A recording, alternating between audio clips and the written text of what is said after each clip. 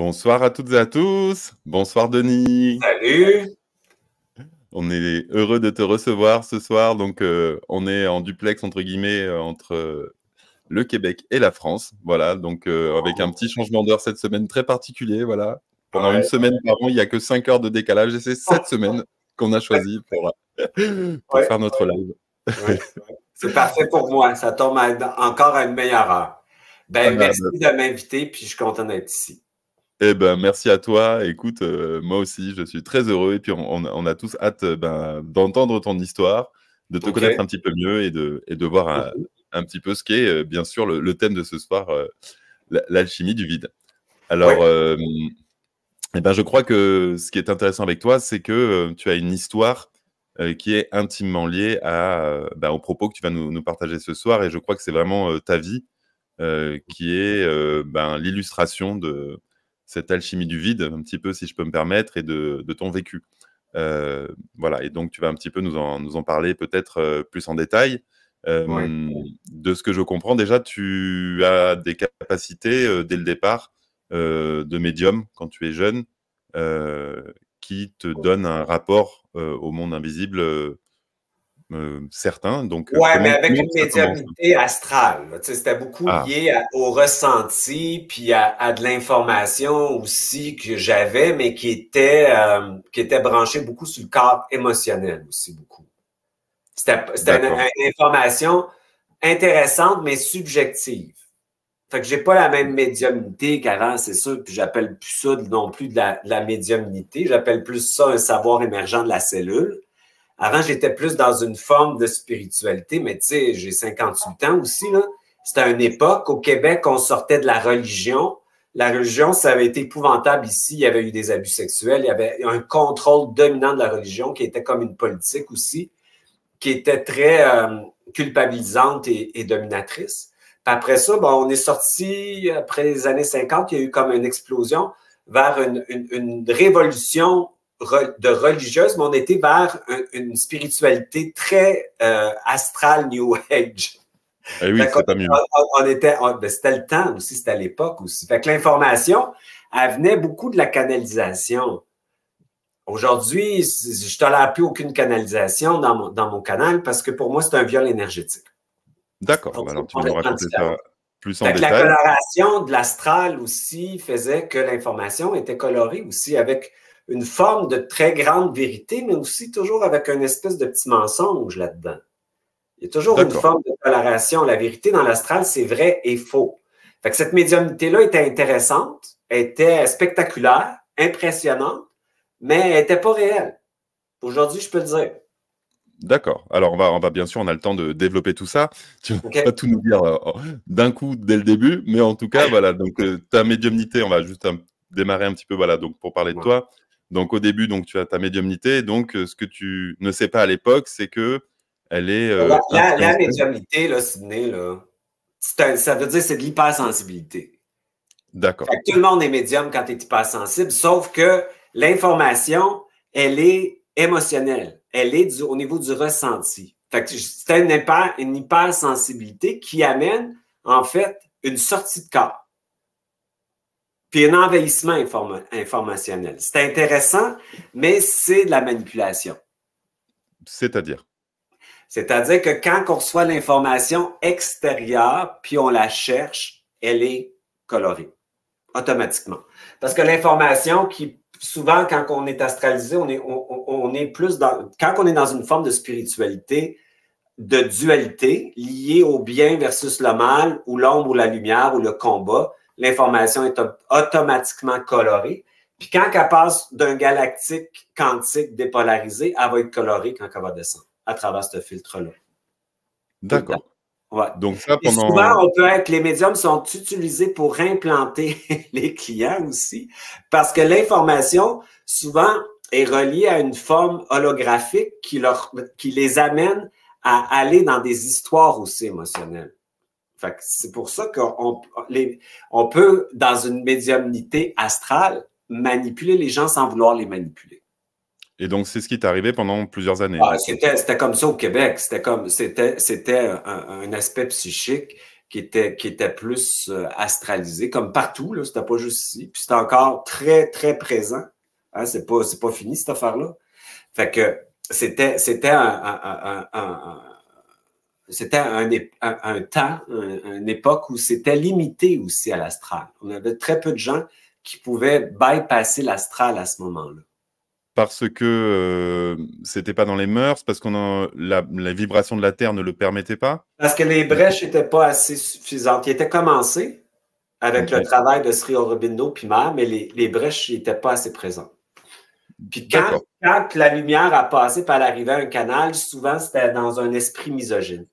C'est-à-dire que l'âme, elle se sent inférieure à l'esprit, puis le canal est plutôt patriarcal. Ça veut dire que tu vas triper sur le galactique ou l'esprit versus l'animalité. Tu sais, il y avait comme une forme de dualité toujours là-dedans, au début. D'accord, mais alors ça, là, tu nous donnes beaucoup, beaucoup de choses. On va revenir donc dessus un peu plus en détail après. Donc là, on est toujours sur toi, donc ton parcours. Voilà, parce que sinon, on va se perdre. Alors, juste une petite question de Laurence qui dit que tu as tout à l'heure dit, donc les hypersensibles ont la capacité d'être médiums. Donc, elle demande, est-ce que tous les hypersensibles sont finalement médiums en potentiel?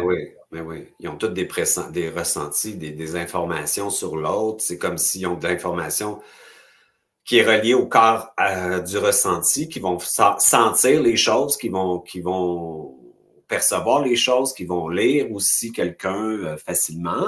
Mais les hypersensibles, malheureusement, sont colorés puis envahis beaucoup. D'accord. Ouais. Il y a beaucoup d'envahissement. Ouais. Et alors, du coup, chacun dit, mais donc, qu'est-ce qu'on peut définir ce qui est médium, du coup? Parce que finalement, selon toi?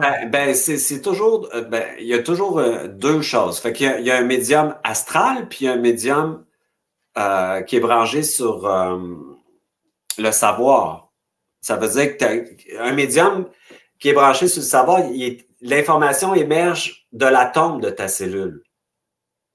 Les photons qui émergent. Oui. L'information est instantanément là, sauf que tu la ressens pas. Tu peux l'avoir beaucoup au niveau de la parole puis de l'information, mais tu peux l'avoir sous forme d'image puis tout ça, mais tu n'as pas de ressenti par rapport à ça. Oui. Ouais. Oui. D'accord. Donc, moi, je trouve qu'elle est plus claire et plus lucide et plus objective.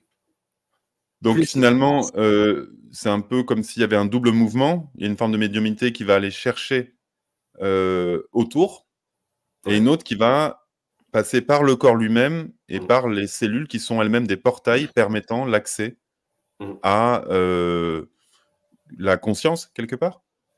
L'information. La conscience, c'est de l'information. Ça veut dire que on pourrait dire que une conscience, c'est de la vitesse. Fait que plus la vitesse, la lumière, qu'on appelle la lumière, en fait, je vais trop vite peut-être, là, mais c'est les photons qui émergent en fait de la cellule et de l'information, tu comprends? Qui est plus rapide que le ressenti. Oui. Bon, fait qu'on appelle ça de la télépathie, on peut appeler ça bien des choses, sauf qu'elle ne passe pas par le même canal, elle ne passe pas par la même utilisation informationnelle. J'entends. Alors, donc, il y a toute une question sur les hypersensibles. On a fait un live sur l'hypersensibilité, donc je vous amène à vraiment regarder tout le sujet de l'hypersensibilité. On a déjà un live sur ce thème-là précisément. Voilà, donc ce ne sera pas le thème de ce soir, ce sera l'alchimie du vide. Voilà.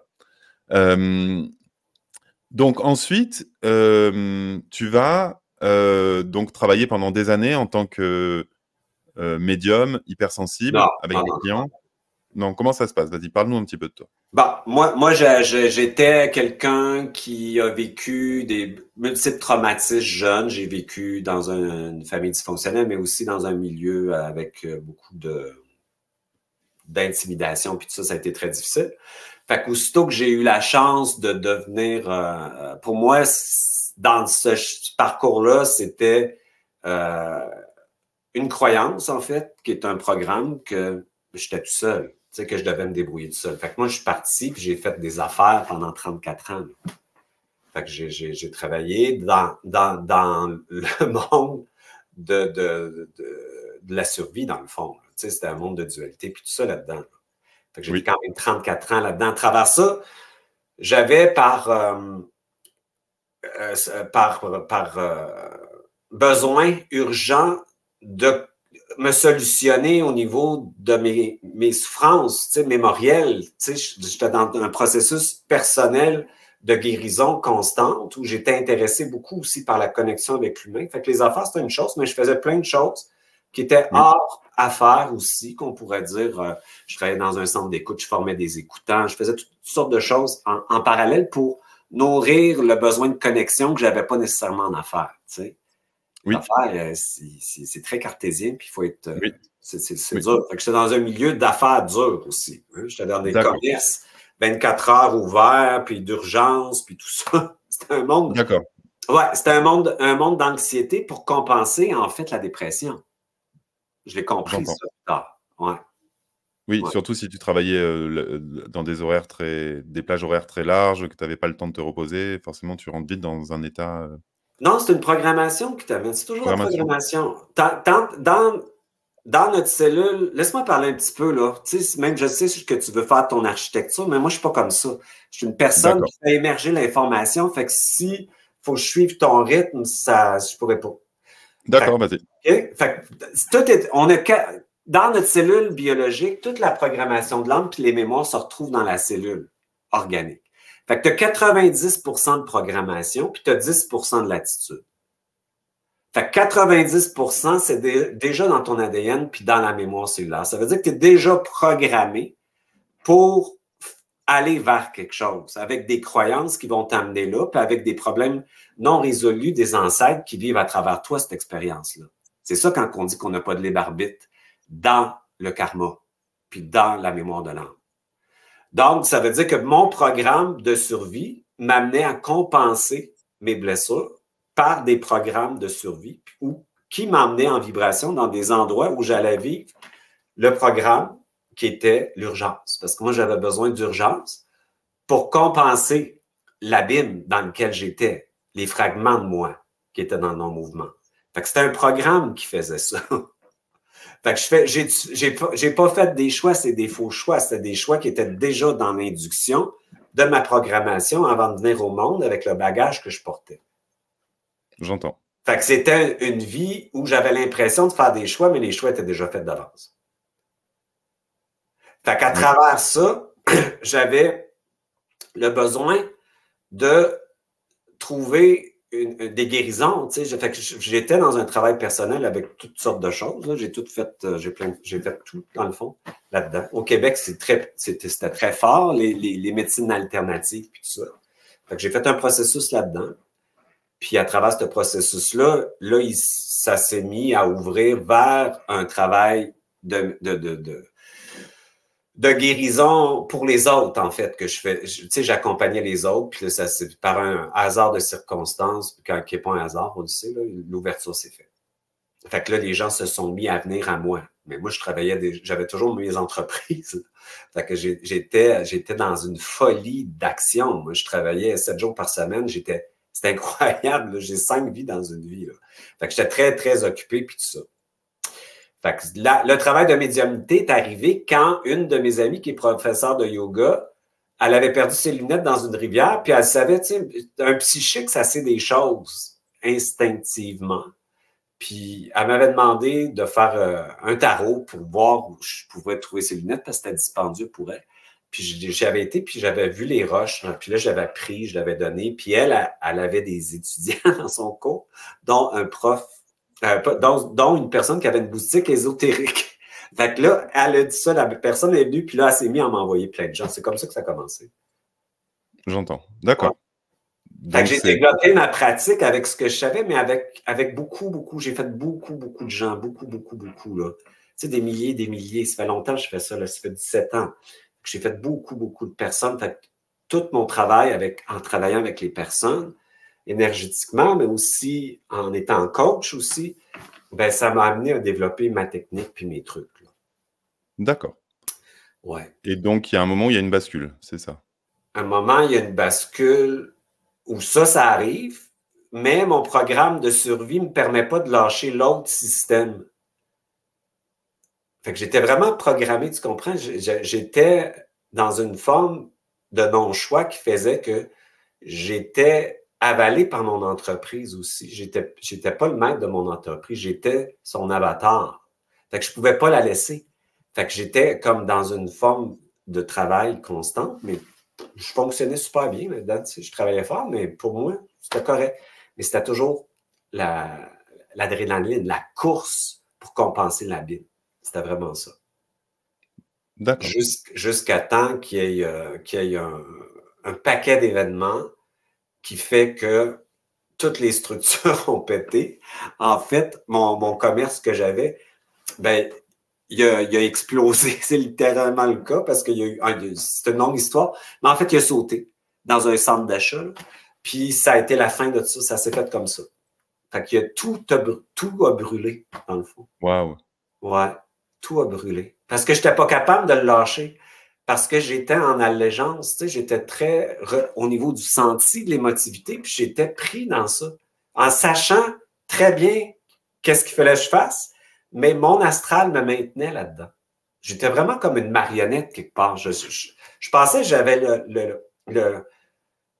j'avais le libre arbitre, mais je ne l'avais pas. Qu'est-ce que tu veux dire par mon astral me maintenait là-dedans? La mémoire de mes ancêtres, ceux qui vivaient à travers moi, les programmes de survie, c'était trop imprimé dans la cellule. C'est dans la cellule, c'était trop fort. C'était pas transmuté. Je connaissais déjà l'alchimie, je connaissais déjà le point zéro, mais je l'avais compris en strate. Au niveau biologique, c'était pas fait. Le travail se faisait pas au niveau biologique parce que j'avais un programme de dissociation du réel, du corps. Fait que moi, j'étais dans l'information extérieure constamment, tout le temps. Fait que tu te rends compte comment j'étais bombardé, là. C'était incroyable, l'envahissement que je vivais là-dedans, mais c'était en même temps hyper stimulant, puis en même temps très coloré, ça m'amenait beaucoup de confusion. Fait que le bagage n'était pas transmuté dans mes cellules encore. Il y avait plein de choses qui étaient comprises, plein de choses qui comprenaient les schémas, mais il y a la partie corporelle qui ne pouvait pas le transmuter parce que je n'étais pas dans mon corps. J'avais un refus d'incarnation, tu comprends? J'étais un psychique qui volait. Je volais. J'étais partout, sauf en dedans. D'accord. Donc, on peut dire que tu étais diffracté dans un état un petit peu dissociatif. C'était, tu sais, quand tu vis des formes de violence quand tu es jeune ou d'intimidation, la façon de survivre, c'est dissocier. Fait que c'est comme ma façon, pour moi, ça a été de sortir du corps, puis devenir la pensée, puis devenir l'émotion pour me donner l'illusion que je sortais de ce que je ressentais dans le fond. Tu sais, j'ai dissocié dans Matrice, finalement. C'est vraiment ça. Mais comme bien du monde, là, je parle de moi, mais c'est la majorité du monde, ça. Oui. Je veux dire, dans ça, j'avais plein de stimulation, plein d'informations, c'était super intéressant, mais en même temps, beaucoup de charges que mon corps prenait qui ne pouvaient pas être transmutées. C'était difficile. Là, beaucoup de débalancement aussi. On peut dire donc, comme dit Laurence, tu avais l'impression d'être totalement vivant, mais en même temps, tu étais dans une forme de refus d'incarnation simultanément. J'étais dans une illusion que j'étais vivant. Ouais, la croyance, c'est une illusion. La réflexion, c'est une illusion. C'était pas un état d'être-té corporellement. Là. Mais c'est comme ça, la matrice. C'est comme tout. Mon ego était à l'extérieur. Tu comprends? Puis j'avais pas accès à mon double qui est à l'intérieur. J'avais pas cette partie-là encore. Je comprenais pas tout ça à ce moment-là. Fait que j'évoluais dans une forme de spiritualité astrale. Ça, hein, je pense qu'on commence un peu à percevoir ce que tu veux dire par là. Et quand tu dis « je n'avais pas encore accès à ton double », donc ça, est-ce que c'est quelque chose que tu veux développer maintenant, par exemple? Ben oui, le double, c'est ta cellule organique, en fait. On peut le voir cosmiquement. C'est ton Merkaba, c'est la partie qui est galactique ou multidimensionnelle. Mais si tu veux l'avoir dans ta réalité terrestre, il faut que tu le vois corporellement. Fait que c'est comme c'est une charge positive et négative, le double. C'est l'esprit et l'âme incarnés. C'est le noir et le blanc. C'est ça que ça veut dire. Ça veut dire que ta cellule, elle devient plus magnétique parce que tes électrons qui sont négatifs sont plus intégrés dans le point zéro, dans l'alchimisation. Fait que ça veut dire que ton double te sort de la matrice, te rentre à l'intérieur, puis tu deviens l'observateur. Mais un observateur c'est très dur le cul entre deux chaises, là, parce que tu observes ton ego pris, coincé, qui pense, puis qui ressent, puis qui croit. Mais c'est comme avant qu'il puisse être actif, ben c'est hyper dur parce que tu le sais que tu es parasité, tu le sais que tu es dans un programme, tu le sais, mais tu ne peux pas rien faire. Puis à un moment donné, plus tu lui donnes de la vitesse, plus tu intègres tes charges négatives et positives, plus tu sors, plus tu observes, puis là, tu peux gérer l'ego à partir de là. C'est que tu te recules de la matrice, dans le fond. Fait que plus ta cellule est magnétique, plus elle va vite, plus tu recules, plus tu rentres en dedans, en dedans, en dedans, en dedans, en dedans. C'est pour ça que je dis l'information, après ça, tu ne la cherches pas à l'extérieur parce qu'elle est émergente. Est émergente de ta cellule. Puis chaque atome, on le sait, tous les atomes de tout ce qui existe est connecté ensemble. Ils sont tous en vibration ensemble. Fait que tu es dans l'unité aussi. Il y a comme un rebranchement sur la grille quantique où tu te rebranches, là. D'accord. Alors, on va avoir besoin de développer un petit peu tout ça, parce que tu viens de nous donner beaucoup d'informations d'un coup. C'est vrai? Qui sont très passionnantes, mais qui nécessitent justement d'être un peu plus détaillées, je crois. Bon, ben, OK, parfait. Je te laisse faire ou je te pose des questions? Pose-moi une question. Alors, donc tu as parlé d'accélération magnétique de la cellule qui rentre de plus en plus en profondeur et qui fait qu'à ce moment-là, quelque part, on augmente sa présence. Comment ça marche exactement? Et tu as parlé aussi juste avant du fait qu'on est à la fois les deux polarités, quand on est le double et qu'on est à la fois quelque part l'électron et le proton. Comment, voilà. Bon, c'est comme l'alchimie, c'est réintégrer ton couple cosmique. OK?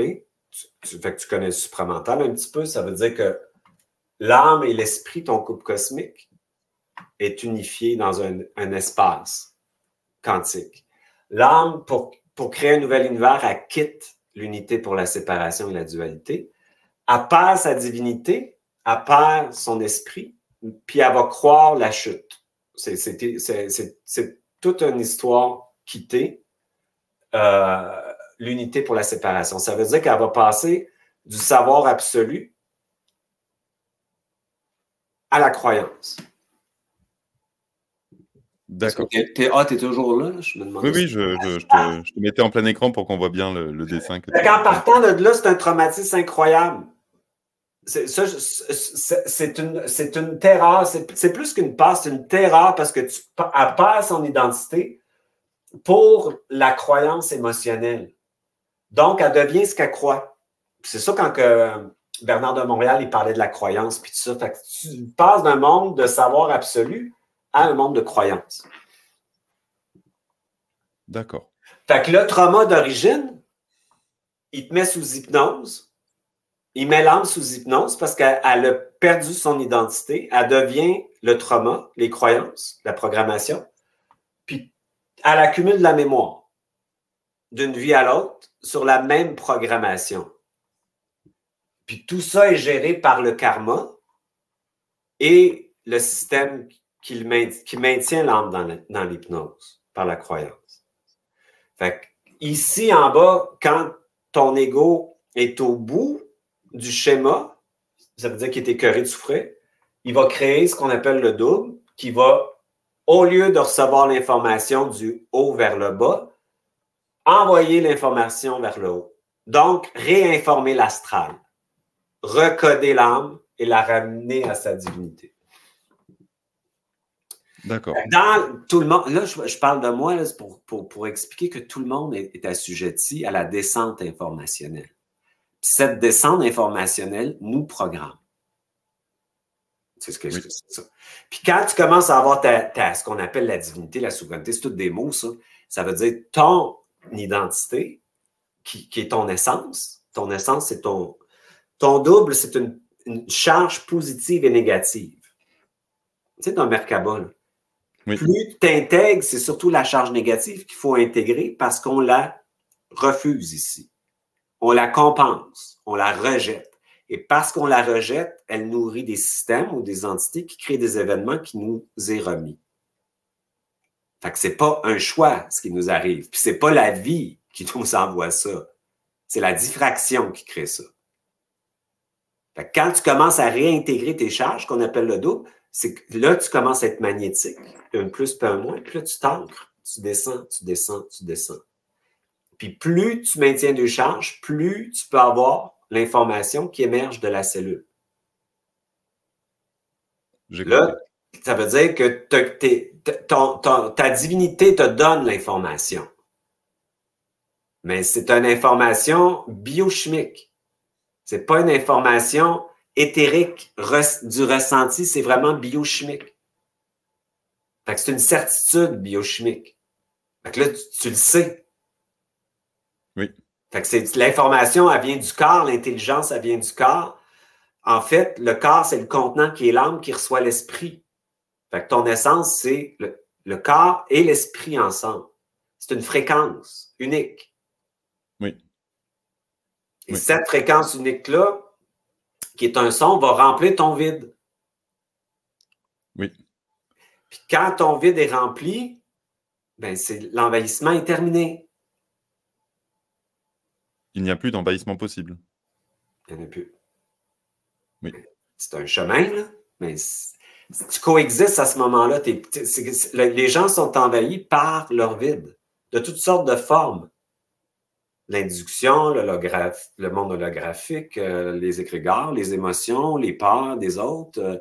Il y a plein de formes dans l'invisible. C'est pas vide, ça. C'est plein de choses. Fait que si ton vide n'est pas habité par ta fréquence, mais tu te retrouves coloré par l'extérieur. Et pour habiter pleinement sa fréquence, j'essaie de voir si j'ai bien compris, il faut avoir intégré ces doubles mouvements. C'est-à-dire que quelque part, ces doubles polarités. Oui, parce que là, je vois ta photo de l'ADN, tu as 2 brins d'ADN. Oui. Bon, tu le sais qu'il y en a 13. OK? Oui. Fait que les 2 brins d'ADN, c'est la dualité. Oui. Fait que c'est les opposés. Oui. Riche, pauvre, santé, maladie, c'est un monde de prédation. Oui. Le passage se fait par l'activation de tes autres brins d'ADN. Tu comprends? Oui. Là, il y a une mutation en ce moment au niveau de l'ADN, c'est en train d'arriver. Ça veut dire que l'information passe de plus en plus par des brèches qui fait qu'on la reçoit dans la matière. Quelle est la cause de ces brèches? C'est le temps involutif qui était... Tout est un temps où l'âme, dans l'évolution, a un temps d'expérimentation pour passer à l'évolution. Donc, revenez là, mais ici. Fait qu'il va y avoir une mutation corporelle. Fait que le temps de l'involution est fini. Ça veut dire que les brèches, c'est pour ça qu'il y a beaucoup de réactions astrales partout, parce qu'il y a un temps qui finit. Fait que ça veut dire qu'on commence un nouveau cycle, c'est-à-dire la fin de la dualité. J'aimerais quand même comprendre s'il y a, selon toi, une forme d'intelligence derrière la création de ces brèches, ou c'est l'information elle-même qui les crée de manière automatique? Comment ça marche? Il y a une forme d'intelligence. Ouais. Oui. Et cette intelligence, elle est propre, elle est le fruit du collectif, ou elle est ce qu'on pourrait nommer Dieu? La source. La source? Ouais. Et cette intelligence, elle est à l'œuvre, donc, pour le collectif, mais est-ce qu'elle est à l'œuvre aussi individuellement? Ou c'est à chacun, finalement? Oui, mais tout le monde est la source. Là. Ça veut dire que tu es fait de 90% de vide dans ton plein. Fait que la source, c'est le vide. Oui. Non. La source noire, qui a porté tout avant que ça existe. Oui. Fait que l'univers est fait de 70% de source noire, 25% d'anticréation, qui supporte le 5% qui est existant. Fait que c'est super, c'est très intelligent. Fait que c'est une information. Fait que le changement, ça veut dire que tu reconnais le vide en toi qui est la source. Donc, tu sais que tu es la source et t'informes la source que la dualité est terminée. Oui. Fait que t'informes la source qui est toi que c'est terminé. En parlant le langage de la source. En t'identifiant à ton vide, tu es la source. C'est le champ quantique. Fait que c'est un échange d'informations où ton point de singularité fait partie de la grille universelle. Puis tu envoies l'information qu'en tant qu'incarné ici, pour toi, tu passes à une autre étape, que la dualité pour toi, c'est terminé, mais c'est toi qui informe la source qui est toi que c'est terminé. C'est ça, est en nous. Il faut juste s'identifier à elle. Fait qu'on est plusieurs choses, on n'est pas juste un ego, puis l'ego, c'est l'avatar de l'âme dans la dualité. Mais tu as un esprit, tu as un âme, puis tu es la source aussi, à l'intérieur de ton corps. Alors, Christian demande donc, est-ce que pour toi le vide, c'est de la conscience? Ben oui. D'accord. Ouais. C'est plein d'informations. C'est plein d'informations. C'est une connexion. Oui. Et Samira demande, donc si on rencontre son double, il n'y a plus de souffrance? Non, c'est pas vrai. C'est un passage. C'est comme on est en mutation. Tu le sais, tout le monde est en changement évolutif. Surtout les jeunes sont tellement super. C'est tellement le fun parce qu'ils passent tellement vite à autre chose. C'est incroyable. Nous autres, c'était tellement long. On portait tout le bagage générationnel. Tous les traumas, on les avait tous dans nous autres. Il fallait se battre avec la mémoire tout le temps. Vous autres, c'est vite. C'est ça qui est tellement le fun. Mais, c'était quoi sa question, Ali? C'était, il n'y a plus de souffrance si on... Non, ça veut dire que là, le passage, c'est que tu as un double. OK? Le double, c'est l'observateur actif. Donc, ça veut dire que c'est sûr que tu es objectif. Tu sais ta souffrance. Il y a de la souffrance, il y a de l'adversité dans le réel. Il y a toujours de l'adversité, ça fait partie d'une loi naturelle. L'adversité, c'est une tension pour évoluer vers créer autre chose. Elle fait partie de la vie, il va toujours en avoir. Mais le 80% de chimère est inutile. Le 80%, c'est inutile. Fait que quand tu as un double, tu vis le 20%, le réel, mais tu ne vis pas la mémoire des programmes puis du système qui vit à travers toi. Tu as une souffrance qui est réelle, mais tu la sais au lieu de la ressentir. Comment concrètement ça se passe, ce processus? Parce que tu parles d'aller voir les parts d'ombre. Finalement, c'est le travail d'aller voir ces ombres qui permet d'intégrer cette polarité. Moi, je parle d'avaler les ombres. Avaler les ombres, d'accord. Donc, ça veut dire voir tout ce qui nous fait peur, nos défauts, nos horreurs intérieures. Comment ça se passe concrètement? Quel est le mode d'emploi pour cela? Bon, ben, l'ego, tu as un double qui est à l'intérieur, puis tu as l'ego qui est duel, puis qui est programmé. L'idée là-dedans, c'est que ton double, il est plus identifié parce que ton ego était souffrant, puis il était écœuré de souffrir. Il a fait des démarches. Il a essayé de s'en sortir tout le temps. C'est grâce à lui que tu t'identifies à une partie de toi qui est l'observateur. C'est que tu es tellement écœuré de répéter des schémas que tu rencontres ton double à l'intérieur de toi. Ça veut dire l'observateur. Tout le monde en a un double. Là. Fait que l'ego, quand tu es le double, ben, tu vas intégrer la charge de l'ego, qui est la dualité, avec ton double au point zéro. Fait que si tu as un programme, parce que l'ego, c'est des programmes. Ça, c'est des programmes. Fait qu'il y a beaucoup de gens qui ont le programme de l'envahissement et de l'attaque. Ils pensent qu'ils doivent se protéger. Ça, déjà, penser que tu te protèges, ça veut dire que tu vas être attaqué. Tu es en train de te programmer de l'attaque. C'est comme ça que ça marche, la programmation. Fait que là, tu observes, parce que le double, il va vite. Fait que là, tu dis, OK, là, pourquoi tu te parles? C'est comme si, pourquoi tu penses qu'il faut que tu te protèges? Les questions sont pour sortir l'ego de la croyance. Mais en sortant de l'ego, tu sors l'âme de la croyance. Pourquoi tu penses qu'il faut que tu sois attaqué puis envahi? Fait qu'avec l'âme qui croit qu'elle doit être envahie ou attaquée, on va commander la sécurité. On va mettre la charge de l'envahissement sans jugement équivalente à la sécurité. Au point zéro, point zéro, c'est la porte à ton essence. Ton essence est branchée. C'est ça qu'on veut. On veut tout le temps notre essence, âme et esprit incarnés dans le corps. Fait que c'est tout un art, ça, d'intégrer la charge négative parce qu'on était programmé toujours pour soit la contrôler, faire un déni ou la rejeter ou le diffracter sur quelqu'un d'autre, la projeter sur quelqu'un d'autre. Oui. Fait que ce que ça veut dire, c'est ça que je te disais tantôt, c'est quand l'âme, elle quitte, elle se retrouve en forme de misogynie spirituelle, c'est-à-dire qu'elle pense que l'esprit est plus fort qu'elle. C'est pas l'esprit qui est misogyne, c'est l'âme qui croit qu'elle est inférieure parce qu'elle est tombée d'une divinité à l'animalité. Oui. Il faut la rééduquer sur sa divinité oubliée pour la mettre égale à l'esprit. Oui. Fait qu'elle, tu l'informes. Fait que quand je te disais tantôt, je décide, je commande, je sais.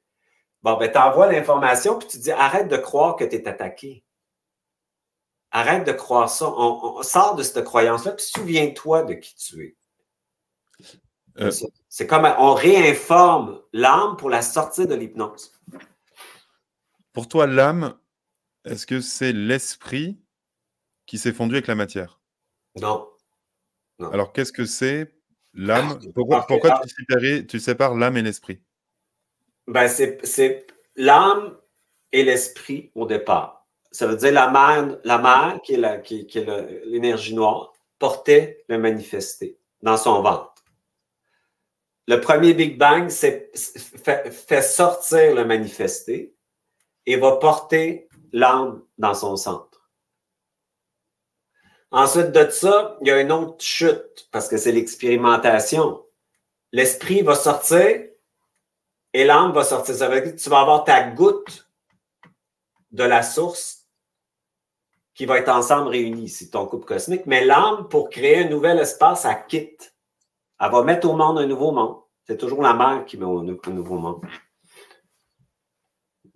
D'accord. Fait que l'âme et l'esprit... L'âme et l'esprit, c'est ce qu'on appelle notre couple cosmique. Il y en a qui appellent ça leur flamme jumelle. C'est ce qu'ils cherchent à l'extérieur d'eux autres, qu'il faut trouver en dedans de nous autres. Donc, ils auraient chacun une polarité quelque part. Oui. Oui. On pourrait dire ça. Ah oui. Et c'est ça qui crée ce mouvement. Oui. C'est qu'ici, c'est comme deux aimants ici. Ici, là, les aimants sont loin. Parce qu'on ne veut pas... on polarise d'un bord ou de l'autre. On veut pas intégrer deux charges. Pas parce qu'on veut pas, c'est parce qu'on est programmé pour les diviser, parce qu'on n'est pas capable de contenir la lumière, parce qu'on brûlerait. Ça, c'est l'involution. C'est une étape. Une étape. Puis quand tu commences à rapprocher les aimants, là, il y a un espace qu'on appelle le point zéro qui est entre les deux. Et de là va émerger quelque chose. Oui. Bon. Fait que ça veut dire que tu réunis le noir et le blanc ici dans ta forme corporelle. Oui. Fait que la sortie de matrice, là, est par le corps. La rédemption, elle n'est pas par la fuite, la mort ou la sortie, elle est par trouver ça dedans. Le contenant, le contenu. Oui. Oui. Et donc, qu'est-ce qui se passe quand on vit ce processus de fusion? Comment ça s'exprime dans la matière? Bon, fait que là, la réalité, c'est que la fusion, c'est l'esprit qui émerge dans la matière. Fait que ça veut dire que la fusion, c'est un processus qui va transcender la mémoire et la programmation de la cellule pour imprimer ton essence dans la cellule. Fait que quand on avait dit au début, on passe de 10%, puis on commence à 20%, puis à 30%, ça veut dire que tu t'éloignes de l'histoire transgénérationnelle et karmique de plus en plus, parce que tu es de plus en plus imprimé à partir de ton identité réelle qui se manifeste en vibration d'une façon différente. Fait que les créations et les résultats de la création sont complètement différents. Fait que la révolution est cellulaire. Oui. Fait qu'il faut s'affranchir des programmes et des mémoires dans notre cellule pour imprimer notre essence dans celle-ci. Puis ça, c'est par la transmutation. Donc, c'est ça. Ouais. c'est le processus d'alchimie, en fait. Ouais. Ouais. D'accord. Ouais. Et donc, c'est toutes ces étapes-là qui sont le processus alchimique Ouais. qui Fait qu'il faut permettent... faire beaucoup de coexistence. Fait que ce que Beaucoup je de... fais, Excuse-moi de redire le mot. coexistence. Ça veut dire, t'inspires la haine, t'expires la compassion, tu lâches prise, puis tu t'expires encore, puis tu t'en vas dans ton vide. C'est ça, alchimiser son corps. Fait que la charge négative est équivalente à la charge positive. Fait que quand tu le fais corporellement, là, t'inspires le féminin sacré, t'expires le masculin sacré, tu lâches prise 4 temps, c'est ton double, c'est le parasympathique, puis t'expires 2 temps, tu t'en vas dans ton vide, c'est le parasympathique, là. Puis ça, là, c'est extraordinaire, le feeling que tu as là-dedans. Fait que faut que tu fasses coexister 2 charges. Puis ça, c'est super facile à faire, puis ça fonctionne vraiment. Fait que tu comprends c'est quoi ton double, parce que quand tu inspires une charge négative, puis tu expires la charge positive, puis tu te déposes au point zéro, tu l'as ton double. C'est que tu habites ton corps, tu es comme en observation, puis là, tu t'en vas encore plus loin, puis tu as accès à ton vide. Puis du vide va émerger plein d'idées, plein d'informations, plein de solutions. C'est du vide qu'émerge la créativité. Et c'est à ce moment-là qu'on devient soi-même, du coup, source. Ben, plus tu imprimes ta cellule de ton essence, plus c'est une évidence. Parce que ton essence, c'est une goutte de ça. C'est une goutte de l'esprit, une goutte de l'âme, de la mère et du père.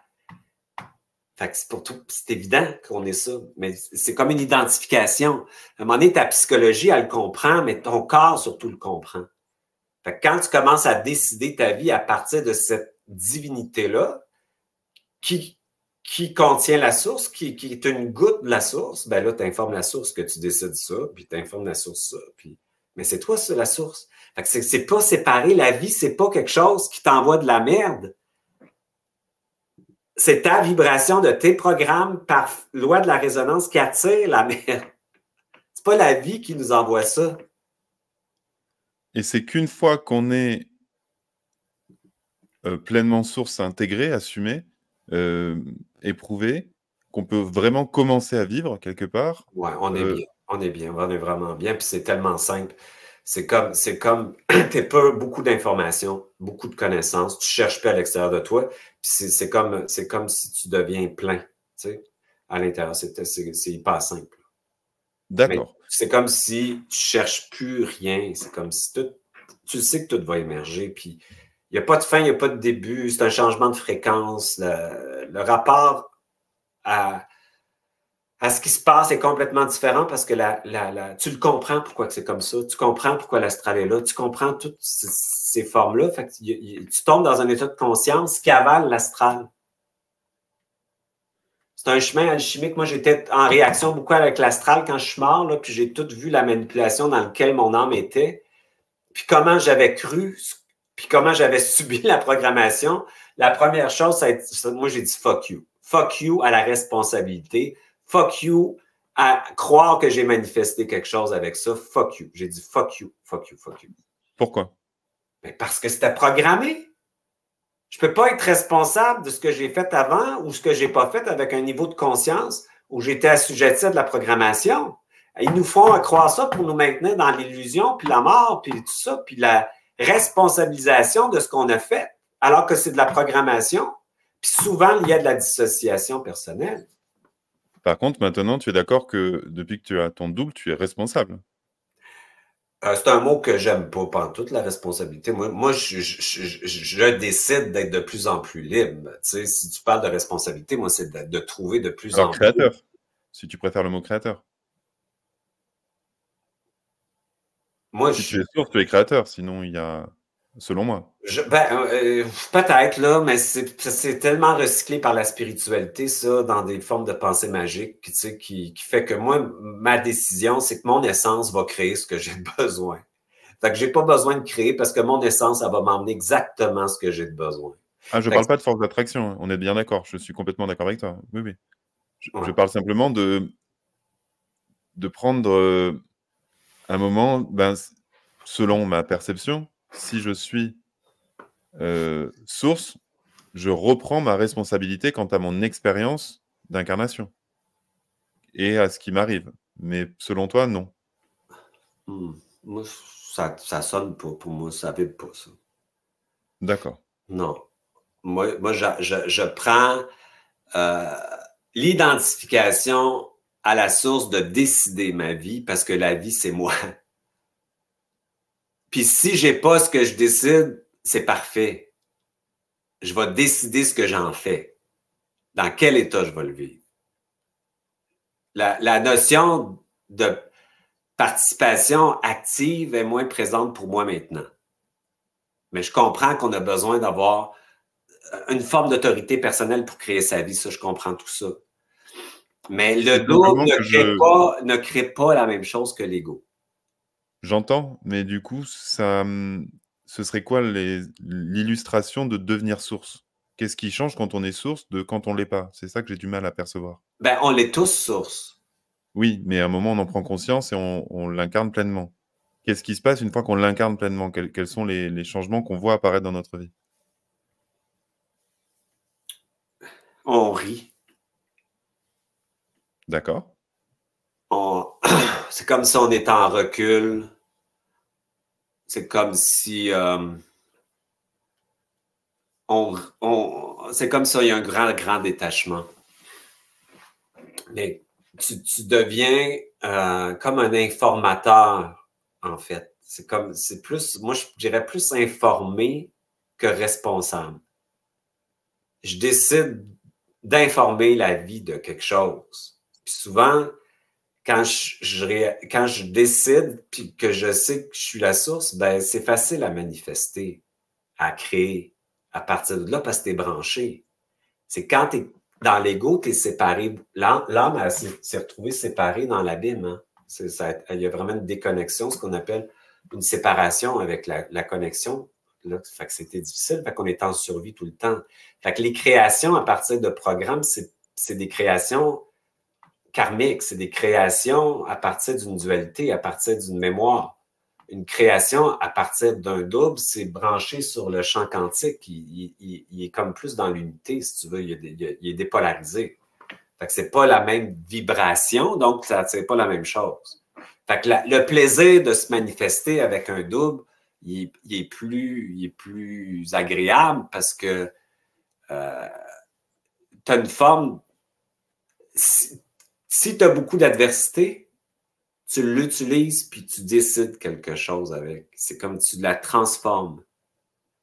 Tu es un alchimiste. Fait que t'es moins dans l'état de subir quelque chose ou d'être coincé dans quelque chose. Tu es plus intéressé à commander des états dans cet événement-là puis comprendre qu'est-ce que tu peux en faire. C'est comme si tu deviens très observateur puis créateur à ce moment-là. Oui. De quelque chose, moi, je dirais, de plus intelligent.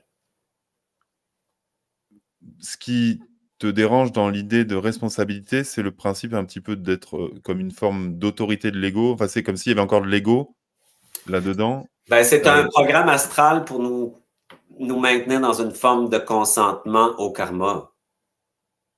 Karma, c'est un programme. Fait que c'est comme, tu peux pas être responsable de mémoire, puis tu peux pas dire que tu es responsable parce que l'âme est hypnotisée, elle a perdu sa divinité, puis elle est pris dans une... Comme quand tu rêves, là, puis tu es dans un rêve, elle est là-dedans. Fait que tu peux pas faire des vrais choix quand tu es lié à ça, puis à tout ce monde de dualité-là, où c'est un jeu d'échecs. Fait qu'eux autres, ils essaient de nous faire à croire qu'on est responsable de ça, mais plus tu le crois, plus tu es pris dans le jeu.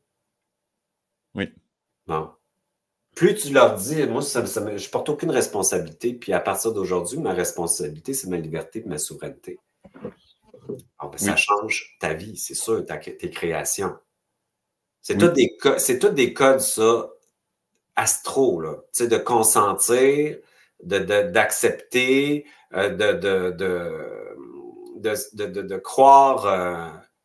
Il y a tellement de croyances là-dedans, là, tu sais, qui sont limitantes par rapport à ta réelle création. Alors, donc, tu dis d'un côté, il y a il y a la source, et de l'autre, on va dire, il y a l'astral.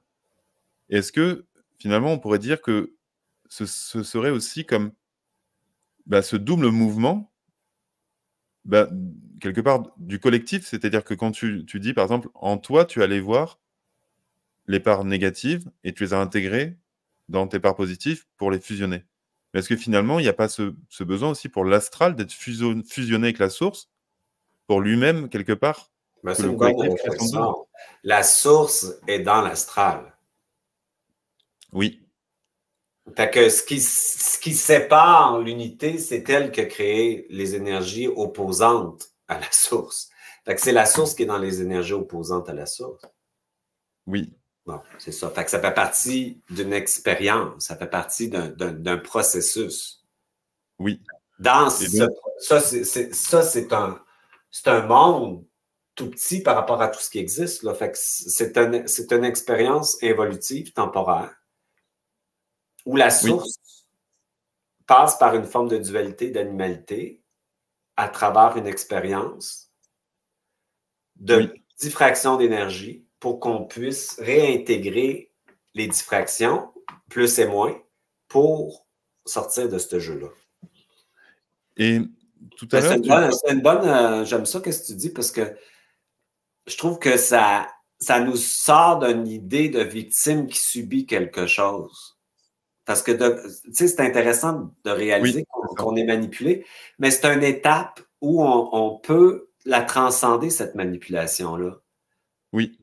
En comprenant justement que c'est à quoi ça sert, c'est quoi le but, on peut passer à autre chose que de subir ça. Oui. Et c'est pareil, donc, pour la notion de matrice, comment tu positionnes la matrice par rapport à la source et à l'astral? Est-ce que c'est une création de l'astral? Est-ce que c'est la rencontre des deux? Qu'est-ce que la matrice, enfin, d'où elle provient selon toi? Il y a différentes matrices là, dans la matrice universelle. Fait que c'est un petit espace de dualité. C'est comme un cercle qui grandit l'univers. Hein? Fait que à chaque Big Bang, il y a un nouvel univers. Il n'y a pas juste un Big Bang. Fait que c'est comme un cercle, puis nous autres, on est le dernier. Fait que ça veut dire que quand on va se réinsérer, ça veut dire qu'on va être capable de contenir la lumière, on va être comme la vitesse. À ce moment-là, il va en avoir un autre. Jusqu'à temps que l'abîme réinsère tout ça dans le ventre noir de la mer. Jusqu'à temps qu'il y en ait un autre jeu. Tu comprends? Fait que nous autres, on fait partie d'un grand jeu, puis on est un petit jeu, là. Parce que, voilà, il y a une question de Shirka. Que penses-tu de la matrice originelle? Je pense que la matrice originelle est conscience, là, conscience pure, puis elle expérimente l'inconscience. Et tout. Tu comprends? Fait que la matrice originelle contient cette matrice de dualité-là. Temporairement, jusqu'à temps qu'elle se réinsère dans la matrice universelle. C'est un temps, c'est une expérience. D'accord. Plus la vitesse va augmenter, plus la mémoire va partir, plus tu vas retomber dans une autre forme de conscience. Ça veut dire que la vitesse, elle va aller tellement vite que ce qui est arrivé n'existera plus, ça va être fondu dedans, puis tu passes dans un autre état de conscience. Et ça, c'est pour le collectif ou c'est individuel? C'est le collectif. Tout le monde, que tu sois gentil, pas gentil, tout le monde vient de là, tout le monde en retourne là. Mais tu ne retournes pas automatiquement là, tu as des plans, si tu veux, où ce que tu vas apprendre d'autres choses là-dedans, puis tout ça. Ça dépend de chaque individu. Il y a des gens qui sont prêts à retourner à la source noire, à aller dans le cocon, puis il y a des gens qui vont vivre d'autres expériences, puis tout ça. C'est correct. Mais quand tu parles de cette accélération, c'est une accélération qu'on est en train de vivre parce qu'on est en 2023 ou c'est une accélération que toi, tu as vécue quand tu as vécu tous ces processus? Tout le monde. Tout le monde. Oui, ça explique beaucoup les problèmes de santé mentale, les dissociations, la difficulté neurologique de contenir l'information parce qu'on sort de notre corps. La matrice crée beaucoup de divertissements extérieurs comme Internet pour, ça dépend, ça peut être bon ou pas bon, mais souvent c'est de la fuite. Fuite du corps, parasitage, implantation. Fait qu'il y a beaucoup de dissociation parce que la lumière qui rentre est tellement forte, puis plus tu dissocies, moins tu es capable de la contenir. Fait que ça crée beaucoup de débordements, des oppositions, de la division, des guerres, etc., etc. C'est là, tu sais, le temps n'est plus le même que le 20 ans. Le temps, c'est de la vitesse c'est de la lumière. Fait que tout est en train d'émerger dans la matière. C'est pour ça qu'il faut contenir notre contenant. Il faut beaucoup, beaucoup intégrer le féminin sacré, la charge négative, pour contenir ce qui est en train d'émerger, qui est l'esprit. La lumière qui est en train d'émerger.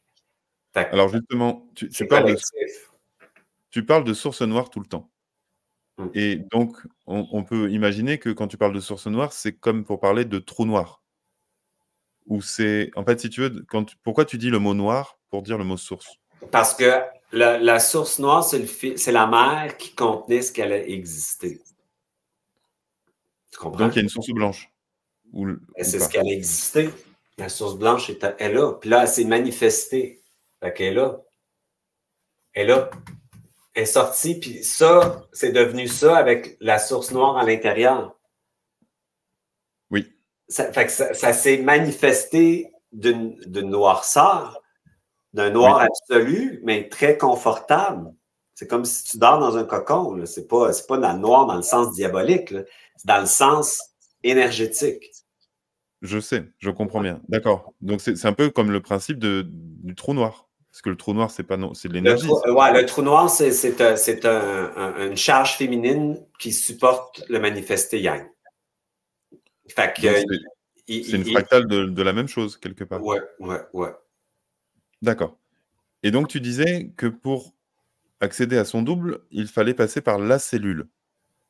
Ouais. Et ce qui est intriguant pour moi, c'est d'imaginer que si je passe par la cellule, c'est-à-dire je passe par les trilliards de cellules qui composent mon corps, et en même temps, je suis dans cette unité. Comment associer à la fois le fait d'être fractionné en des milliards de cellules et être à la fois dans cette unité de fusion avec mon double? Ouais, mais toutes tes cellules, ça fait ce que t'es, là. Sont toutes dans l'unité. D'accord. Mais du coup, quand je vais dans l'infiniment petit, finalement, je suis pas dans je vais quand même dans cette unité. Comment ça marche? Ben, quand je parle des cellules, je parle de toutes tes cellules. Qui sont ton double, en fait. Je ne fais pas d'une cellule. C'est comme il faut que tu vois ton double organiquement. C'est-à-dire à l'intérieur de toi, dans ta corporalité, pour comprendre que ton esprit qui émerge doit avoir une charge négative et positive équivalente. Ces cellules-là, par les atomes de ton corps, sont toutes connectées entre elles. Fait que l'unité de l'intelligence de ton corps, c'est ton double. Ça veut dire qu'il faut ramener le double à l'intérieur du corps. C'est une façon d'expliquer que l'ego voit toujours quelque chose à l'extérieur de soi. Oui. Tout le temps. Oui.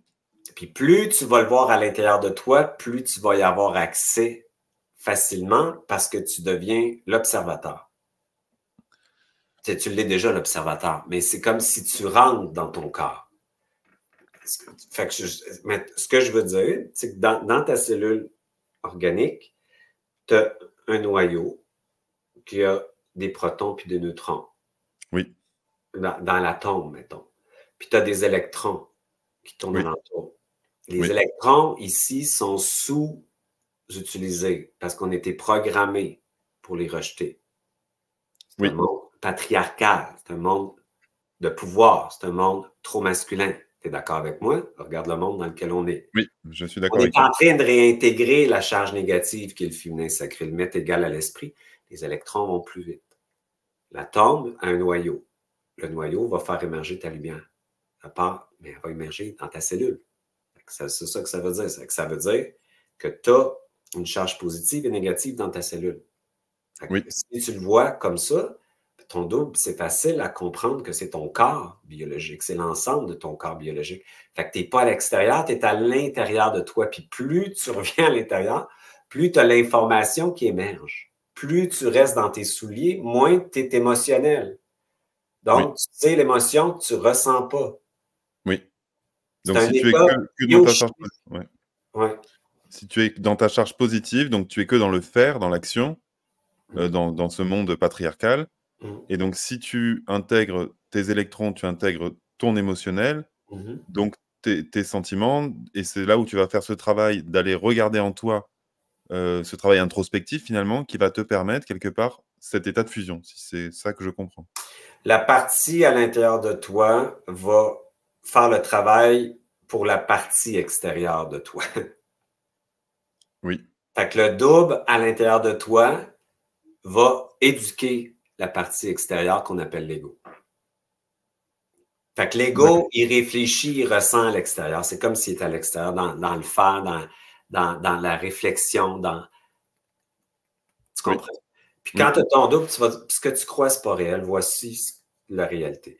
Tu l'éduques, tu l'amènes vers une éducation, vers le sortir de la croyance, parce que l'ego, c'est la croyance. Oui. Bon, je crois quelque chose et je pense que j'existe parce que je crois ça. C'est ça, le monde de l'astral. Oui. Fait que si tu sors l'ego de la croyance, si tu portes le rejet dans ta programmation, puis tu regardes, tu vis un événement avec tes programmes de survie, puis la blessure de rejet, le rejet, c'est une croyance, c'est pas une réalité. Fait que là, tu vas pouvoir expliquer à ton ego que ce que tu vis, ça part d'une illusion qui est une croyance. Donc, on va intégrer cette blessure-là, mais on va la commander, on va la mettre en mouvement avec l'accueil intégral. On va sortir l'ego de la souffrance. Fait que l'ego, le but du double, c'est que l'ego vive le réel, le 20%, pas le 80% qui est de la mémoire. Fait que tu sors ton ego de l'illusion. Tu as une partie qu'on pourrait appeler en psychologie la parentalité bienveillante qui sort l'ego d'une croyance ou d'une mémoire. Oui. Ouais. Ensuite, ma question, c'est donc, si on fait tous, ou en tout cas un maximum d'entre nous, ce processus, si on vit tous ce processus alchimique de fusion avec notre double, c'est ça qu'on appelle quelque part la nouvelle Terre. Est-ce que ça va se passer au niveau... Enfin, est-ce que ça va avoir un changement sur la planète? Est-ce que c'est ce que tu prônes, en fait, finalement, qu'on intègre tous notre double? Oui. Si ton double à l'intérieur de toi contient une charge négative et positive, ben imagine-toi l'intelligence dépolarisée, ce que ça peut faire, puis comment on peut être aussi ensemble, puis comment on peut traiter la Terre autrement, parce que la Terre, c'est le féminin sacré, tu comprends? Fait que ça veut dire qu'on ne va pas voler ses ressources, puis on ne va pas abuser. C'est inintelligent. C'est pas qu'on est bon ou gentil ou pas gentil, c'est que c'est dans une dépolarisation, tu ne penses pas séparé de l'autre. L'autre, c'est toi. Fait que tu peux pas, t'as pas besoin, quand tu es avec ton double, tu es avec ton essence est branchée, tu n'es pas dans la survie, tu penses plus en dualité, puis en prédation, puis en compensation. Fait que toute l'ascension va se faire corporellement ici. On va réintégrer un système, mais par le corps, par la terre. C'est pas la terre qui va ascensionner, c'est que la fréquence du haut va émerger en bas. Oui. Et on peut dire, fait que ça veut dire qu'on va être capable de contenir plus de lumière, puis on va se réinsérer avec un cerveau différent, des connexions différentes, une réponse différente à l'extérieur, puis une information émergente aussi différente. Ça veut dire qu'on va avoir beaucoup plus de science, mais vu qu'on ne sera pas dans la prédation et le pouvoir, mais on va pouvoir la contenir sans détruire les autres. Donc, ça va réorganiser toute la société. Ben oui. Et est-ce que ça nous fait sortir du cycle des réincarnations et du karma? Oui. Est-ce que tu peux nous en dire un petit peu plus? Ben, c'est que quand tu imprimes ta cellule de ton essence, de plus en plus, ça en prend pas à 100%, mais ça en prend en partie à 50%, mettons, ben, tu sors déjà de la dualité puis de la matrice du monde de la mort, là, parce que c'est une fréquence qui est plus dans ta conscience, là. Donc, il n'y a plus de nécessité à revenir quelque part. Ben, tu peux venir, mais pas revenir. Ça veut dire que tu peux t'incarner, mais pas te réincarcérer. Tu peux m'expliquer la différence? réincarcérer, réincarner, c'est revenir avec ton karma, puis ton bagage, puis le bagage surtout des autres. Quand tu viens avec ton identité, libre. Tu viens avec ta connexion, tu comprends? Tu es libre. Fait que tu peux t'incarner libre. Est-ce que tu dirais que les nouveaux enfants qui arrivent donc seront ceux qui ont fusionné avec leur double et qui reviennent du coup sans bagage Il y en a beaucoup. karmique? Il y en a beaucoup. Ah oui. D'accord. C'est dur pour eux autres. C'est pour ça qu'ils ont beaucoup de réactions. Tu sais, les gens, ils ont beaucoup de réactions dans les systèmes traditionnels parce qu'ils sont en opposition au vieux système. C'est pour ça qu'ils sont, on va dire, c'est des enfants rois, puis ça, mais au-delà de ça, ils ont une souveraineté qui n'accepte pas l'esclavage. Hein. Puis le conditionnement, fait qu'eux autres sont en révolte. Mais c'est bon, fait que oui. Oui. Et tout à l'heure, au début de notre entretien, tu parlais des dimensions avec les galactiques, je crois. Tu as parlé de dimensions galactiques. J'ai pas bien compris ce que tu voulais dire par là. Est-ce que tu peux nous en parler un petit peu? Ben, le galactique, tu as un galactique astral qui est un monde de marchands et de prise d'énergie. Hein? Fait que ça veut dire que souvent, tu peux avoir des canalisations de ces êtres-là aussi à travers des médiums ou des informateurs. Fait que ça reste dans une forme de dualité. Puis là-dedans, tu as une vérité. Puis tu as un galactique unifié, qui est dans l'unité, qui est dans une forme d'architecture où tout collabore en fréquence. Il n'y a pas de combat, il n'y a pas de division, il n'y a pas de je te prends. C'est une conscience différente. Fait que tu as comme deux galactiques. C'est ce qu'on appelle le surmental ou ça n'a rien à voir? Le surmental, moi, je parle de ce que j'ai vécu. Là, dans mon dessin, c'est ma mort en 2017. Fait que pour moi, quand j'étais là, j'étais pas avec ça. Là. Ça, j'ai mis le dessin là pour dire qu'il était avec avant. Moi, j'étais dans l'esprit. J'étais dans la source, l'esprit universel, puis j'étais dans l'esprit, mais moi, je l'ai vu de la conscience. C'était une forme de conscience qui était dans une information. Tu sais tout, tu comprends tout, puis il n'y avait pas de guerre ou de division. Fait que moi, ça a été mon expérience. Fait que pour moi, l'esprit, c'était dans un monde unifié. J'ai pas vu de guerre galactique. J'ai vu de la conscience participative avec c'est extraordinaire. C'est comme il y a pas de densité là-dedans. C'est comme une sphère d'intelligence. Oui. Et donc, dans ce que j'ai lu que tu avais écrit par rapport à ton histoire, tu disais que donc, au moment de ton expérience de mort, tu as plongé dans la source et tu as vu une source yin et une source yang. Oui. Est-ce que tu peux nous en parler un petit peu plus? Moi, j'avais assez de double quand je suis décédé en 2017. Fait que mais je ne le savais pas, là. Tu sais, je comprenais le Merkaba, mais moi, je le travaillais comme un peu à l'extérieur de moi. Tu sais, je n'étais pas encore dans mon corps, moi. Fait que j'avais déjà cette information-là, tu sais. Mais je n'avais assez pour partir sans passer par ce qu'on appelle le tunnel, puis tout ça, là. Oui. Fait qu'en fait, je suis parti là. Puis ça, j'ai vraiment été dans j'étais super bien. Tu n'as pas d'identité, mais tu es fondu dans un cocon, vraiment. Oui. Tu es débranché. Oui. C'est hyper confortable, c'est hyper bien. Oui. Mais tu n'as plus d'identité. Oui. C'est très confortable. Je pense que c'est un peu comme un bébé qui est dans le ventre d'une mère, tu sais, qui est bien, mettons. C'est à peu près la même affaire. Sauf que tu ne ressens pas, là. Tu es juste en latence, mais une latence hyper confortable. Après, tu te retrouves dans le manifester. Une conscience, un être solaire qui est omniscient, omnipotent, comment tu appelles ça? Omniscient, puis... Omnipotent. Ouais, c'est ça. Après ça, tu as une chute, tu as la première distraction. Avec l'âme, qui est ton couple cosmique, puis après ça, il y a l'autre chute. Puis ça, c'était pas le fun. Quand j'étais là, j'ai pas aimé ça. C'est ce que j'ai fait. En fait, quand j'étais là, j'étais pris puis j'ai vécu de la mémoire. La mémoire de ce que l'âme croyait. J'ai passé à travers la mémoire. On appelle ça les bardeaux. Ah voilà, c'est ça. Comme les bardeaux du bardeau Todol? Ouais. D'accord. Ouais, alors, tu peux nous expliquer un peu plus ce que c'est que les bardeaux? Pardon? Tu peux nous expliquer un petit peu plus les bardeaux, justement? Ben, tu te retrouves avec la croyance de l'âme, mais dans l'émotivité. Ça veut dire que tu l'observes pas, tu es pris dans l'émotivité. Fait que tu es pris dans la culpabilité. Tu ressens la culpabilité. Tu ressens tes charges émotionnelles constamment. C'est de l'émotivité.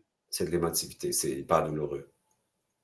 D'accord. Tu es pris puis tu es coincé là-dedans. Fait que c'est comme une goutte qui descend, qui tombe sur la tête, puis tu es pris là-dedans. Tu es dans un drame permanent, quelque part.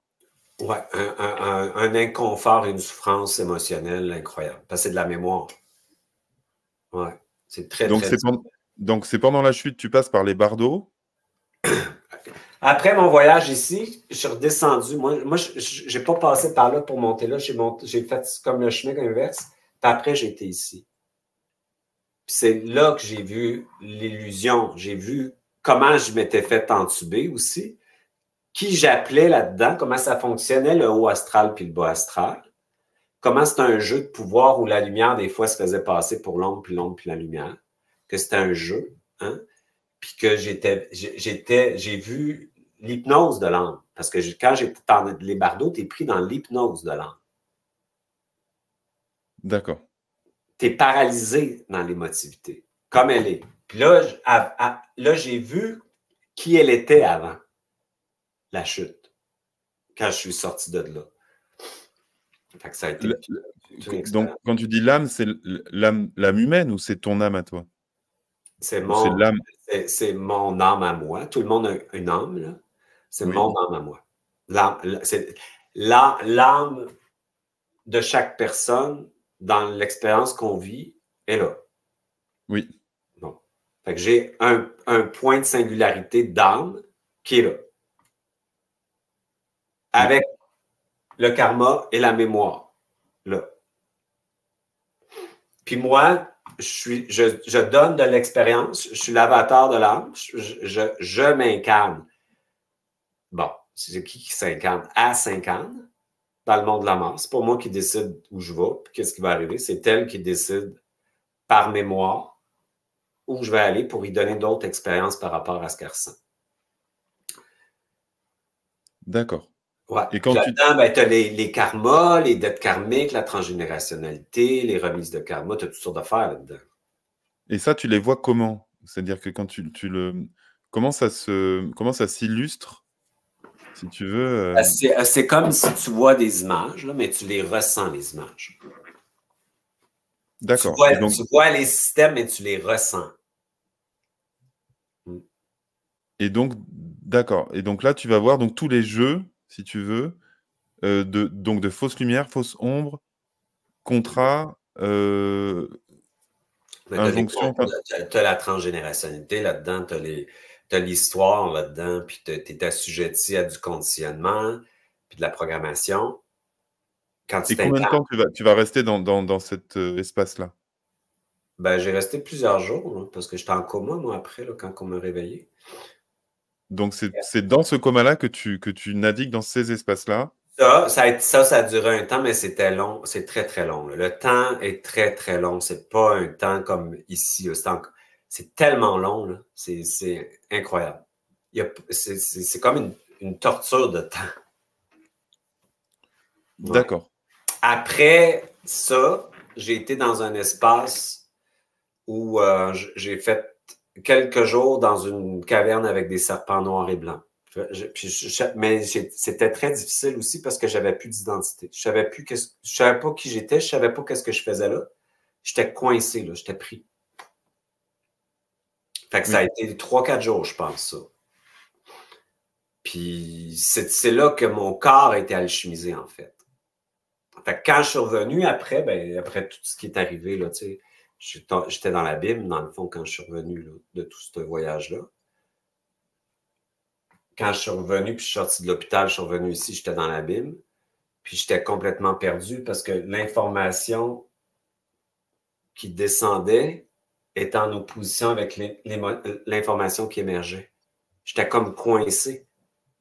J'avais plus de connexion. C'est comme si mon corps me donnait l'information, mais moi, j'étais encore dans mon processus extérieur. C'est comme si ça bloquait. Tu comprends? Fait que j'étais complètement perdu, là. Puis je savais pas expliquer tout ce qui s'était passé, puis j'avais pas l'explication encore de ce que je t'explique parce que j'étais encore dans mon vieux système spirituel extérieur aussi. Mais il y avait une confrontation, l'information qui émergeait, puis celle qui descendait. C'était difficile. Jusqu'à temps que j'ai eu une colère, dans le fond. Ah, voilà, c'est ça qui crée la fusion des deux ou la... Ben, c'est cette colère-là qui a permis le mouvement là, de me mobiliser puis m'en sortir, en fait. Tu sais, j'étais très hypothéqué quand je suis revenu de tout ça. Là. Fait que cette colère-là, elle s'est manifestée puis elle a débouché la paralysie que j'avais. Elle m'a sorti de l'abîme puis c'est comme si elle a débranché l'information qui descendait puis elle a permis à l'information d'émerger. Puis là, je me suis mis c'est le corps à savoir ce qui s'était passé. Puis là, je me suis mis à expliquer tout ça. Puis là, je me suis mis à être capable de recevoir l'information par mon corps, finalement. Mais moi, je n'avais jamais vécu ça avant. J'étais vraiment dans une nouvelle expérience. Je ne connaissais pas ça. Puis je ne m'expliquais plus les choses parce que j'étais en opposition avec ce qui descendait puis ce qui montait. Fait que j'étais coincé, vraiment. Donc Aurélia demande qu'est-ce qui a permis ce mouvement. Donc, c'est la colère, hein, c'est ça? Ouais, c'est une colère, la nuit, qui m'a sorti de l'abîme. C'est une colère incroyable, là, qui était plus mentale qu'émotionnelle. Puis le lendemain, moi, je me suis recommencé à remarcher, à tout faire mes trucs. Mais 2 jours après, je travaillais, je recommençais mon bureau. Je me suis remis en mouvement, puis c'est reparti. C'est une colère contre tout ce que j'avais vécu, je pense aussi, là, contre tout ce que je ne consentais pas à passer à travers toute cette souffrance-là pour évoluer. Là. Puis cette colère-là, ben, ça a été mon double, en fait. C'est une autorité, en fait, qui a décidé que je passais à quelque chose. Ça, c'est vraiment venu de mon corps, de l'intérieur de mon corps. D'accord. Puis cette colère-là, après ça, elle a toujours resté. Puis c'est là que je m'oppose au conditionnement astral. C'est là que je dis non, j'oppose. Le monde occulte, c'est un monde spirituel qui nous conditionne. Puis quand je peux l'observer, ben, je le réinforme. Je réinforme. Fait que je monte l'information vers le haut. D'accord. Oui. Est-ce que tu peux appeler toujours ton double s'il est fusionné? C'est plus ton double, c'est toi. C'est moi. C'est moi. Oui, donc là, c'est pour nous faire comprendre, mais finalement, il n'y a plus de double. Il y a simplement, non, ce double-là, il est là. Puis, il y a l'ego aussi. D'accord, donc il y a toujours l'ego. Il y a toujours l'ego. C'est pour ça que, tu sais, tantôt, ta question, la fusion, c'est... Là, je suis rendu à une étape où j'ai un pourcentage d'essence. Fait que je dis quelque chose à partir d'où je suis rendu aujourd'hui. Fait que ça peut changer éventuellement. Ça veut dire que mon empreinte au niveau de ma cellule est en train de changer. Donc, ça veut dire que mon ego, il est comme il est en cohabitation avec mon double. Fait que la dualité, la mémoire coexiste avec le double. Oui. Il n'y a pas de rejet de l'ego. Cette charge de l'avatar est mise en mouvement avec le double pour ouvrir la porte au point zéro à mon essence. C'est mon essence qui m'intéresse tout le temps. Fait que ce double-là, il n'est pas rejeté, il est utilisé comme une charge. Oui. Fait que moi, dans ma conceptualisation, je ne peux pas rejeter l'ego, je ne peux pas le condamner, puis je ne veux pas m'en débarrasser. Oui. Fait que pour moi, il est très important, puis il fait partie du processus d'intégration de ma conscience. Fait que c'est pour ça que tantôt, je disais, j'ai un double, j'ai un ego, puis mon double, ben, observe l'ego, puis le guide ou l'éduque pour sortir de l'illusion. Fait que ça veut dire que je suis encore dedans, mais moins longtemps, moins souvent. Je crois moins. Tu sais, je pense puis je crois pas, là, tu sais, fait que c'est plus facile. Oui. Fait que Oui. on est fusionné et pas fusionné. Oui. Puis ça serait intéressant. Un état simultané, un état quantique, Ouais, quelque part? exactement. J'aime ça que tu dis, c'est exactement ça. Puis souvent, les gens vont dire, je suis fusionné. Mais t'es pas fusionné, t'es fusionné et pas fusionné. Ça, c'est la réalité. Il faut expliquer la réalité aux gens pour pas penser que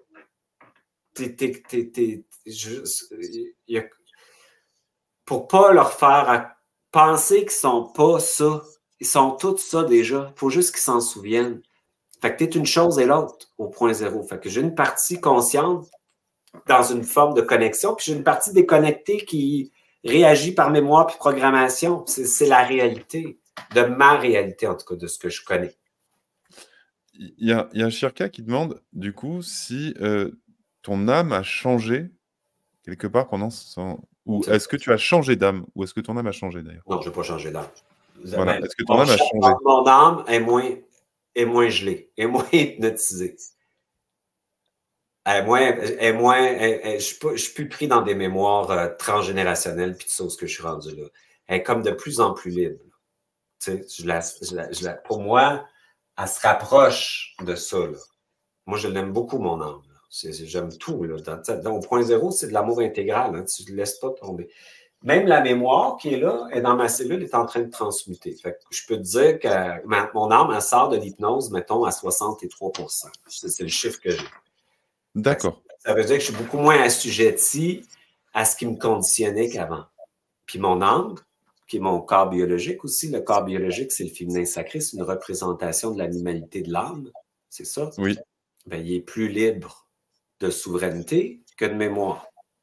Oui. Bon. Maintenant. Quand donc tu parles souvent du point zéro, donc qui a été cet instant finalement de ta mort. Ton premier point zéro, c'est ça ou comment? Non, le point zéro, non, moi j'avais commencé à travailler ça avant, là, ça fait longtemps, parce que moi j'étais intrigué par les symboles de la conscience unifiée, là.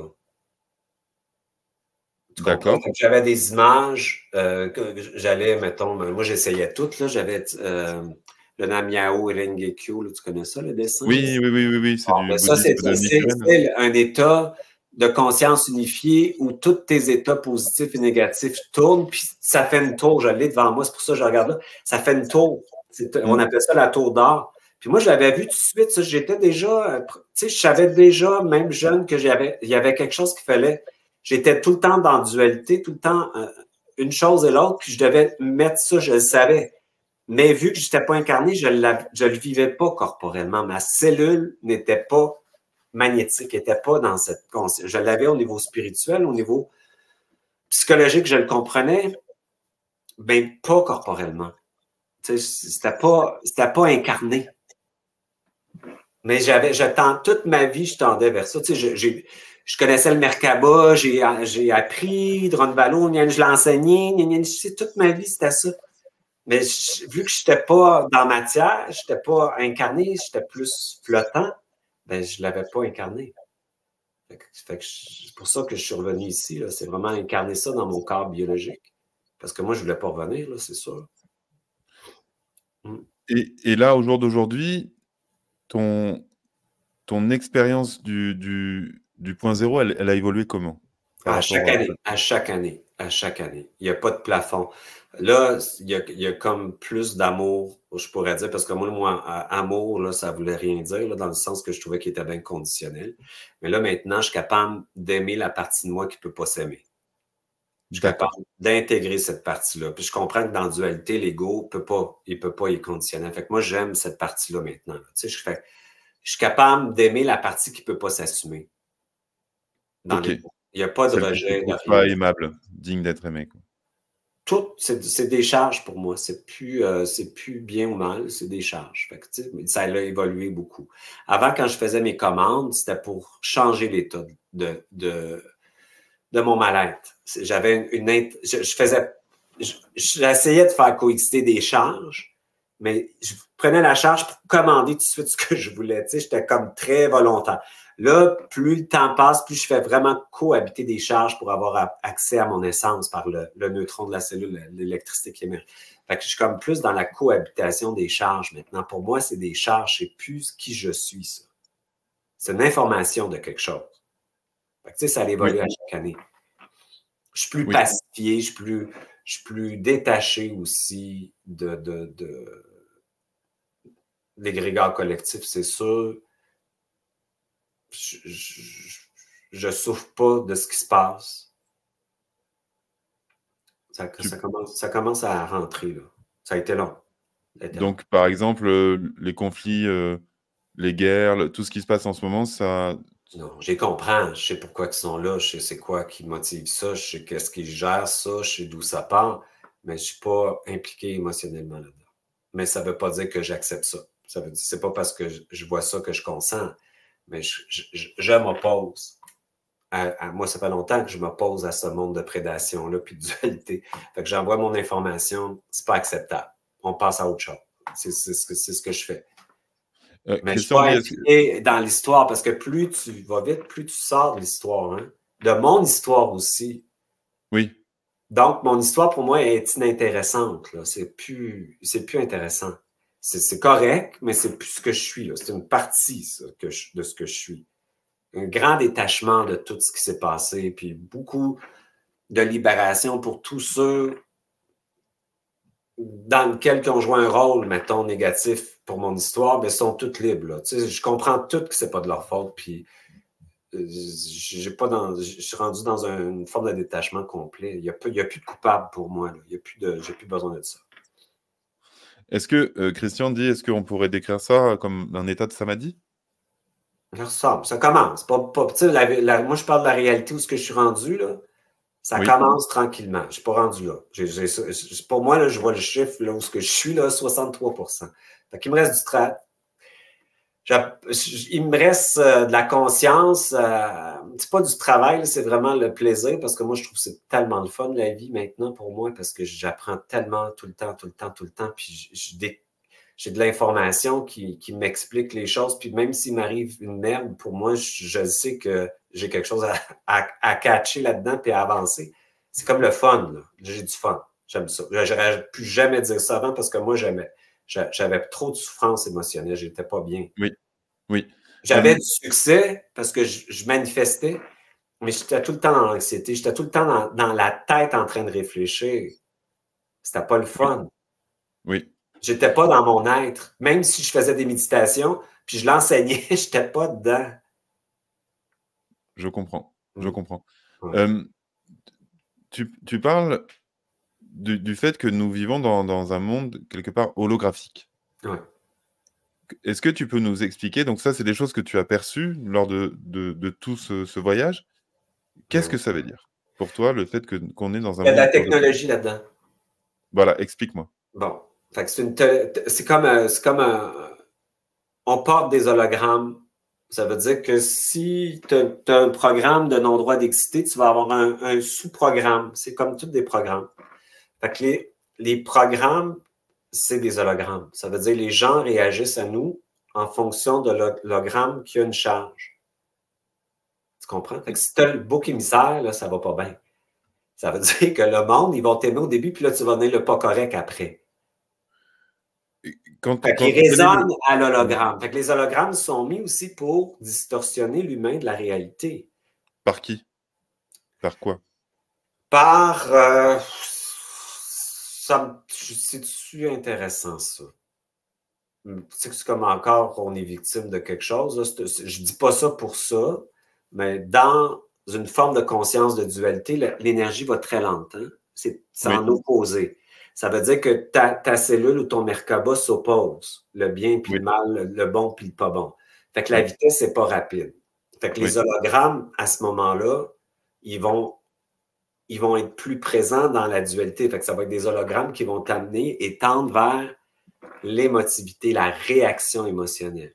Fait que quelqu'un qui est très manipulateur, tu peux mettre un hologramme de toi, émotionnel. Moi, je pourrais faire ça, là. Puis que les gens vont magnétiser à partir de l'hologramme, puis ils ne verront pas qui je suis.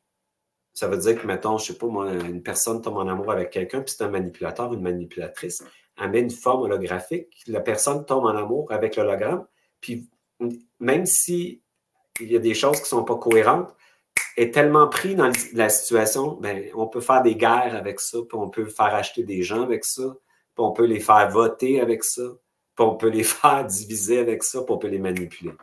Fait qu'un hologramme, c'est quelque chose qui distorsionne la réalité. Quelque chose qu'on superpose. Oui.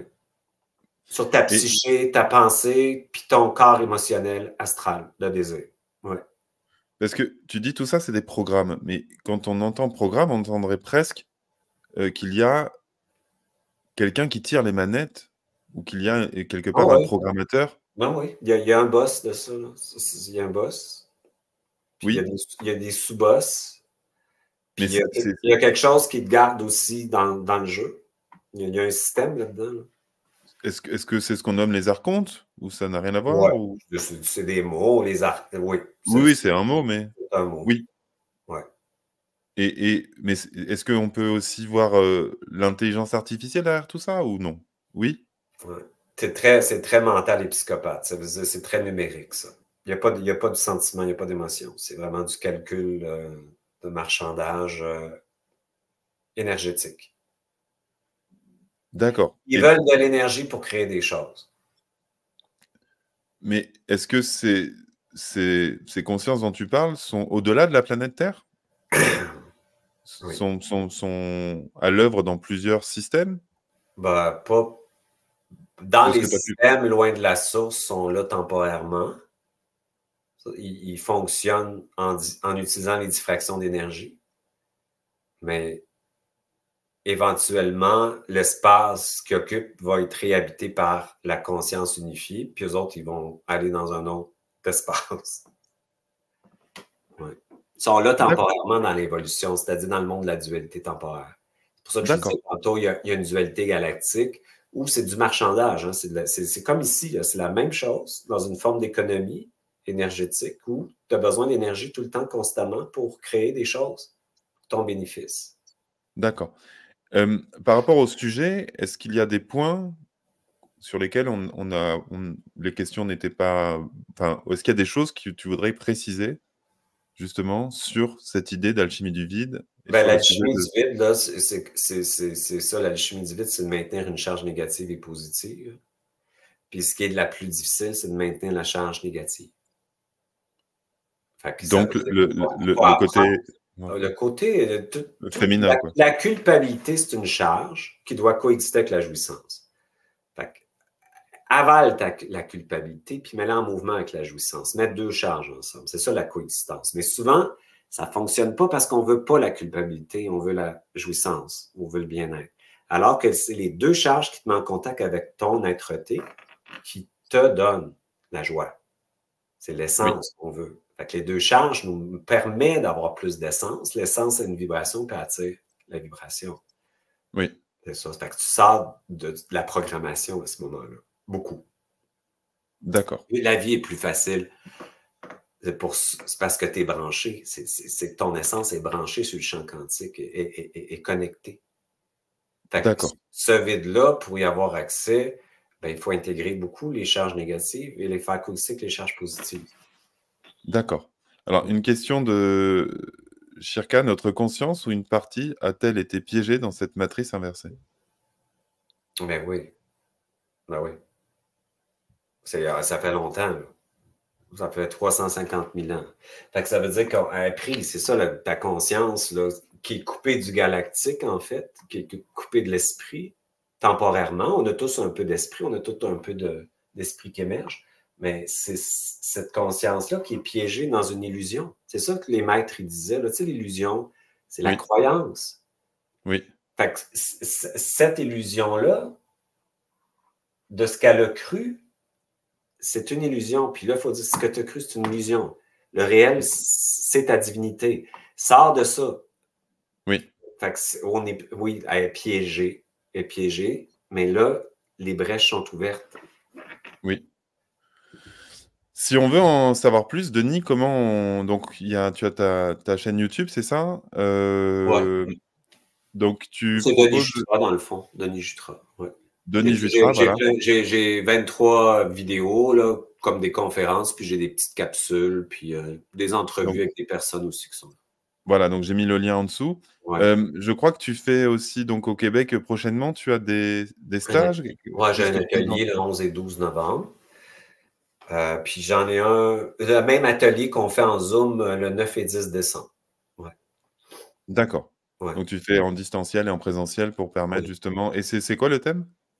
Ben, c'est l'alchimie. C'est l'alchimie c'est la fusion de l'âme et de l'esprit. Puis la connexion au vide, la connexion à habiter ton espace qui est le vide par un processus. Là, puis on fait toutes sortes d'affaires, on active l'hypothalamus, il y a plein d'affaires là-dedans, comme sous forme. On met les gens en forme de double, en fait, dans un état de double pour activer la programmation. Ça n'a pas la même...